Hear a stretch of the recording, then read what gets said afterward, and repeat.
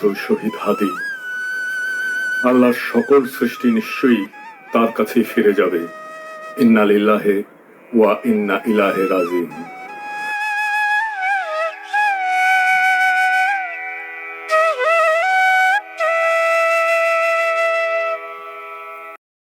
আমাদের সহযোদ্ধা বীর শরীফ ওসমান হাদি আমাদের এই পৃথিবীর মায়া ছেড়ে চলে গেছে।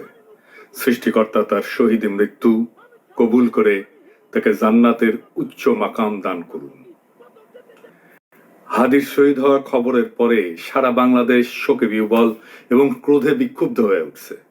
চারিদিকে নানা ঘটনা ঘটছে। প্রথম আলো ডেইলি স্টারে আগুন দিয়ে ভস্মীভূত করে দেওয়া হয়েছে। ছায়ানটে আক্রমণ করা হয়েছে। 32 নম্বর যেটুকু অবশিষ্ট ছিল সেইটুকু মোটামুটি জয় বাংলা করে দেওয়া হয়েছে। বাঙ্গু সুশীল প্রগতিশীলরা একসাথে ঝাঁপে পড়েছে আমার উপরে, আমি নাকি এসব করাইতেছি। একবার এরা কয় পিনাকির ডাকে কেউ আসে না, আবার এরাই কয় আমি মব করিচ্ছি। কি বিচিত্র এই বাঙ্গু সুশীলেরা। অথচ আপনারা জানেন গতকাল পরিস্থিতি শান্ত করার জন্য আমি কি না করেছি। এমনকি ডেইলি স্টারের সাংবাদিকদের যারা উদ্ধার করছে তাদের সাথে সার্বক্ষণিকভাবে যুক্ত থেকে কাজটা সুচারুরূপে যেন সম্পন্ন হয় সেটা আমি দেখছি।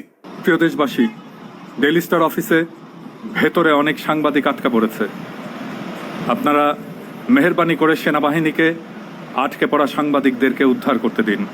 আপনাদের অনুরোধ করছি, মেহেরবানি করে দয়া করে আটকে পড়া সাংবাদিকদেরকে সেনাবাহিনীকে উদ্ধার করতে দিন। হাদির পবিত্র স্মৃতিকে কলঙ্কিত আমরা না করি। সবাইকে আমি শান্ত থাকার আহ্বান জানাচ্ছি। সেনাবাহিনীর যে দল এখানে তাদের উদ্ধার করতে গেছিল তারাই বার্তা পাঠায় জানাইছে তারা উদ্ধার করতে পারতেছে না, আমি যেন সাহায্য করি।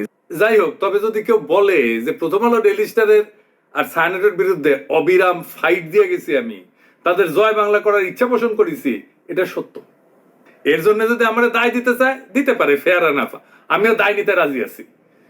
তবে সাথে উদিসি আর সিবিবি জয় বাংলা করতে চাইছি, এবার হয় নাই, হবে ইনশাল্লাহ।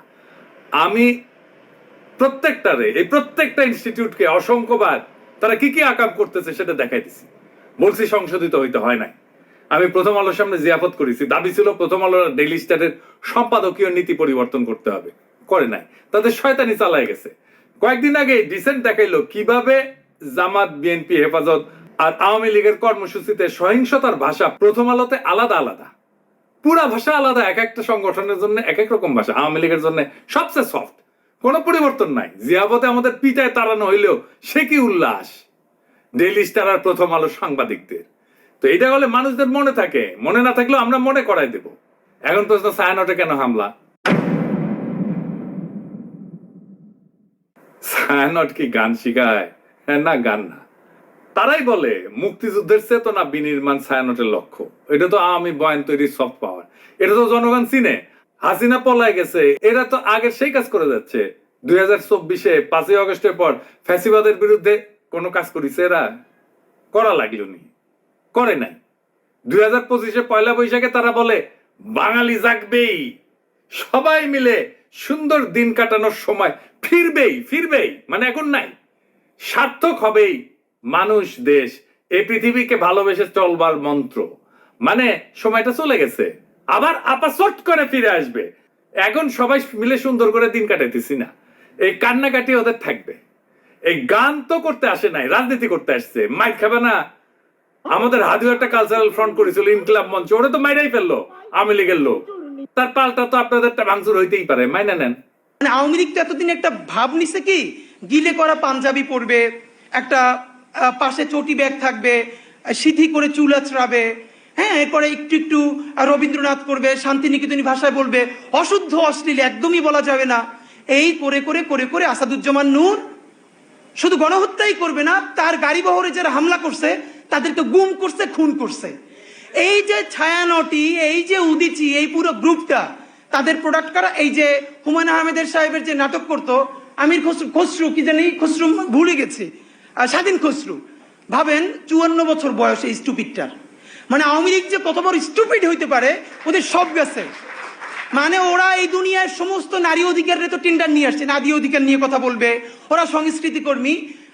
এই যে একজন মহিলা উপদেষ্টা, তার ছবিটা পিছনে রাইখা যেই ভাষায় যা বলতেছে, এইটা তো ছাপরি বললেও হয় না, এটা দুনিয়া কোথাও নাই, এটা কোনো ক্লাসই নাই।